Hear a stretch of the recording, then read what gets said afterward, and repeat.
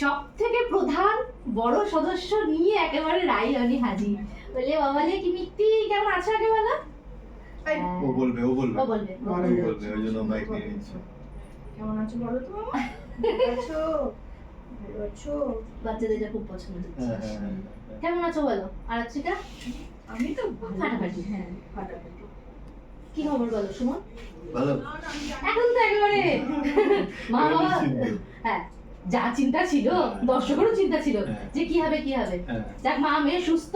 একদম। আর সব থেকে বড় কথা এই যে পুচকুটাকে নিয়ে সারাদিন কিভাবে কে কিভাবে সামলাচ্ছে একটু শুনি, কিভাবে সময় কাটছে।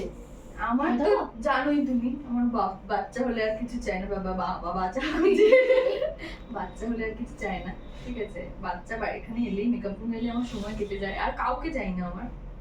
আর সব থেকে বড় কথা, এমনি দেখবে সিন করতে করতে ভোলাতে নিতে ওটাতেই সময় চলে যায়। আমরা এখানে যা স্পিডে সিন করি, তখন আর বেচারা কালকে তোয়ালের মধ্যে ওকে জড়ানো হয়েছে, কি গরম লেগেছে, কি কান্না, কিছুতে কোলে নেবে ঠিক আছে, শোবে না কিছুতে সিনের মধ্যে। না না, তোমাকে আর বসতে দেবো না, না একদম না। তো ও মানে আর্থিকার সাথে তো ভালো ফুটে গেছে। হ্যাঁ মা ভক্ত। মা ভক্ত। ও জানে ওই কোন প্রিয় মায়ের ক্যারেক্টার। কাছে কালকে যখন কান্নাকাটি করছিল বারবার, মা বলছিল যে ওকে নাও তাড়াতাড়ি নাও। অ্যাকচুয়ালি এই বয়সটা তো অ্যাকচুয়ালি মায়ের কাছে। একদমই তাই। আর দেখলাম ও বেশ নাচাচ্ছে করছে না, সেই জন্য বেশ ভালো লেগেছে।